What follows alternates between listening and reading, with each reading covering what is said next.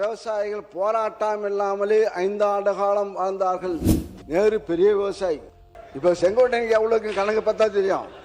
அமைச்சர் செங்கோட்டை அவர் சென்னை விவசாயி. மாண்புமிகு உறுப்பினர் போற போக்கில் அப்படியே நகைச்சுவையோட சிரிச்சுக்கிட்டே போராட்டங்கள் இல்லாத ஒரு ஆட்சின்னு சொன்னாரு. போன ஆட்சியில விவசாயிகள் போராட்டம் பண்ணி அவங்க மேல குண்டாஸ் போட்ட அரசு போன அரசு. எத்தனை பேர் குண்டாஸ் போட்டு அவங்க எவ்வளவு கஷ்டப்பட்டாங்கன்னு தெரியும். விவசாயிகள் போராட்டம் கடுமையாக அடக்கப்பட்டது, எல்லா இடத்துலையும் அடக்கப்பட்டது. அவ்வளவு வழக்குகள் இன்னும் நிலுவையில் இருக்குது. அவ்வளவு பேர் நிலுவையில் உள்ள வழக்குகளை வாபஸ் பெற சொல்லி போன வாரம் தான் விவசாயிகள் சார்பாக பெரிய கோரிக்கையும் வைக்கப்பட்டது. அவர் எந்த போராட்டம் தெரியாமல் பேசுறாரு. அது திருவண்ணாமலை சிப்காட்டில் எடுக்கும்போது நடந்த போராட்டம், அதை பற்றி அவர் பேசுகிறார். விவசாயிக்கு நெல் விலையை உயர்த்தி அந்த வயலை உயர்த்தி இது கேட்கவே இல்லை. வறட்சி திடீர்னு மழை பெய்யும். எங்கள் ஆட்சியெலாம் திடீர்னு, உங்கள் ஆட்சியில் மழையே பெய்யலை. எங்கள் ஆட்சியில் திடீர்னு மழை பெய்யும். ஏன்னா முதலமைச்சர் சொன்னார்ல, நாங்கள் ஆட்சிக்கு வந்தால் நான் விவசாயி வீட்டு பிள்ளையாக பிறப்பேன்னு சொன்னார்ல, அது மக்கள் மனசில் இருந்துருக்கு.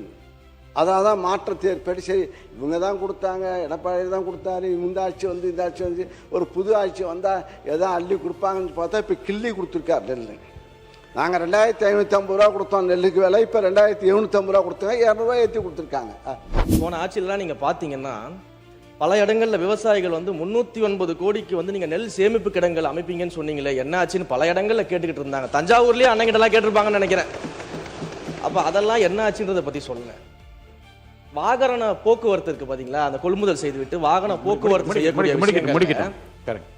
பல்வேறு முறைகேடுகள் நடந்ததாக விவசாயிகள்லாம் போராட்டம் பண்ணாங்க. அதெல்லாம் அண்ணன் கண்ணுக்கு வரவே இல்லையா என்னன்னு தெரியல. கரும்புக்கு ஒரு விலை நிர்ணயம் அரசாங்கம் செஞ்சா அந்த விலைக்கு கீழே இன்னொரு விலையை அதிகாரிகள் நிர்ணயம் செய்து கருது கொள்முதல் செய்ததாகலாம் அன்னைக்கு விவசாயிகள் போராடினாங்க, பிரச்சனை பண்ணாங்க. அதையும் அண்ணா மறந்துட்டாரு போல. இதுல அண்ணா அழகா சொன்னார், யார் யாரெல்லாம் விவசாயிகள்னு சொன்னாரு. அதுல ஒரு முக்கியமான விவசாயி அண்ணன் மறந்துட்டார். எல்லாரும் விவசாயிகள் அண்ணன் ஒவ்வொருத்தரை பத்தியும் சொல்லும் போது ஒரு முக்கியமான விவசாயியை மறந்துட்டாரு.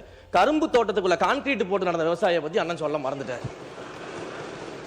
அப்ப இவங்க சொல்ற கதையெல்லாம் எப்படி இருக்குதுன்னா, சர்க்கரையை எறும்பு தின்னுருச்சு, சாக்க கரையான் தின்றுச்சுன்னு சொல்ற மாதிரி இருக்குது ஒரு கதையெல்லாம். இப்பதான் தெரியுது உங்களுடைய எப்படி பிரச்சாரம் எப்படி பண்றீங்கன்னு.